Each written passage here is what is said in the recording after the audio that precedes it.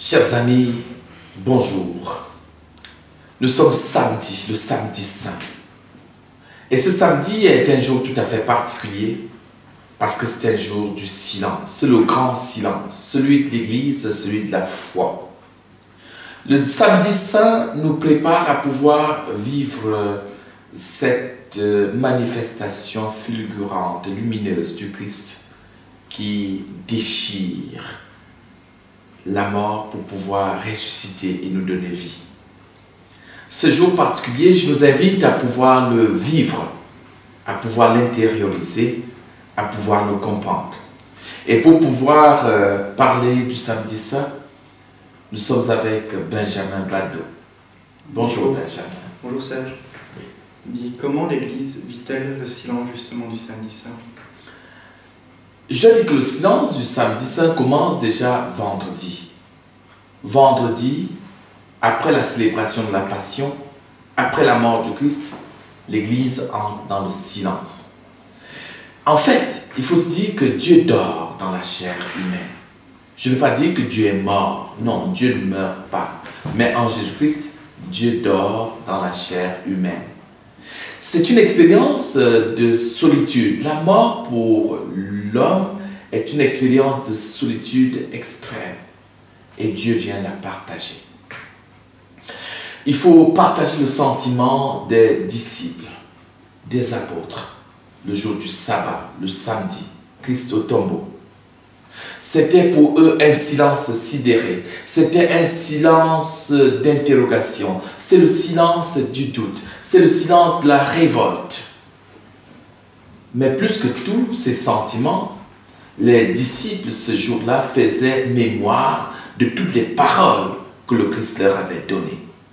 Ils faisaient mémoire de tout ce que le Christ leur avait dit.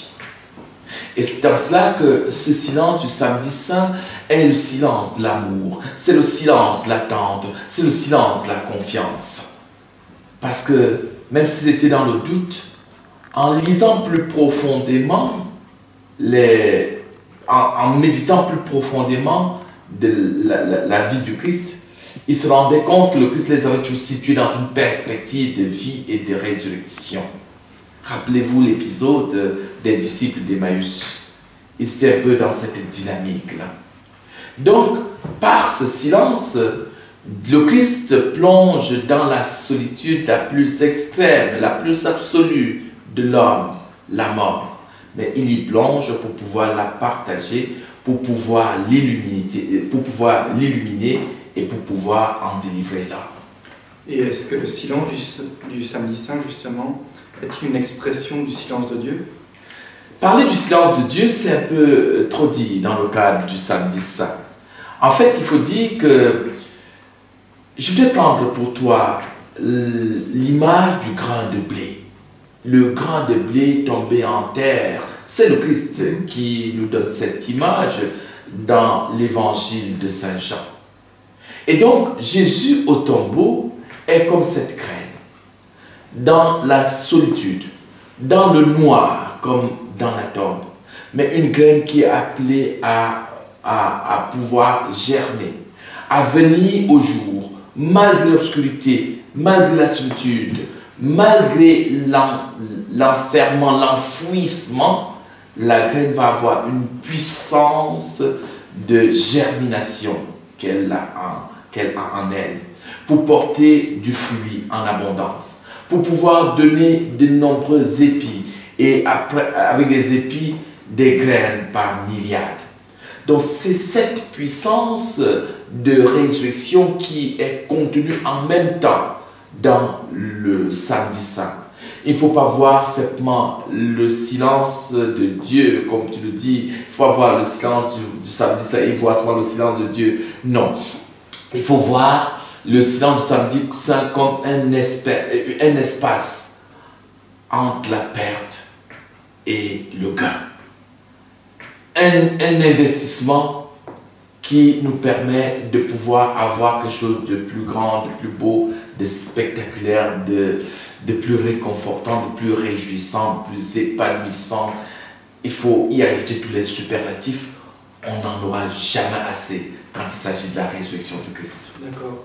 Et justement, par rapport à ça, dans quel état d'esprit pouvons-nous vivre justement ce samedi saint? Le samedi saint, nous devons le vivre dans un état d'esprit de véritable quiétude. Pourquoi? Parce que nous avons le don inépuisable de l'amour de Dieu qui nous a été manifesté le vendredi saint et qui nous est donné de manière surabondante, de manière inépuisable. Mais aussi, je voudrais être plus concret en te disant, le samedi saint, le visage enfoui de Jésus dans la tombe, nous allons le chercher. Il faut chercher le visage de Jésus. Et quand on cherche le visage de Jésus, on le trouve dans le visage des souffrants, dans le visage des pauvres, dans le visage des abandonnés, dans le visage des personnes qui font l'expérience de la solitude, dans le visage des personnes qui sont traumatisées par la vie, dans le visage des personnes qui affrontent la vie comme si elle était une pure malchance. Voilà, c'est à travers ces visages-là que nous retrouvons le visage enfoui du tombeau. Comment vivre la journée du samedi saint? C'est une journée de confiance et d'espérance. C'est une journée de prière. Une prière vraie. Mais une prière qui est union au Père, qui par le Fils nous donne de ressusciter. Et encore plus concrètement, au sein de l'Église, le samedi saint, c'est le jour où on visite les malades, où on leur apporte la communion. Le samedi saint, c'est le jour où on va vers des personnes seules qui sont désolées, qui traversent des expériences humaines, psychologiques les plus désastreuses, où chacun qui sait comment il se trouve. Le samedi saint, c'est le jour où nous pouvons nous engager à penser à ceux qui, même au bout du monde, vivent des situations compliquées et nous unir à eux par la prière, parce que l'Église, c'est une véritable fraternité. L'Église, c'est une famille. Et donc tous, nous sommes frères en Jésus-Christ. Et ce jour nous le rappelle, ce jour nous y invite, ce jour nous le fait ressentir dans les fibres même de notre existence, dans les fibres, dans nos tripes, pour pouvoir utiliser une expression qui est plus courante. D'accord. Merci beaucoup pour tes enseignements. Voilà, merci Benjamin, merci d'avoir bien voulu accepter le déplacement jusqu'ici pour que nous puissions parler du samedi saint. À tous ceux qui nous suivent à travers les réseaux sociaux, je voudrais souhaiter un bon samedi saint, une bonne marche de quelques heures encore pour pouvoir arriver à la résurrection qui se célèbre à partir de ce soir avec la vigile pascale.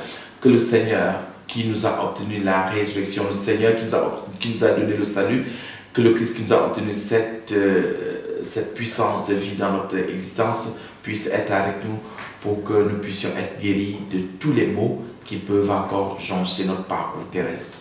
Soyons richement bénis et que le Seigneur soit avec nous.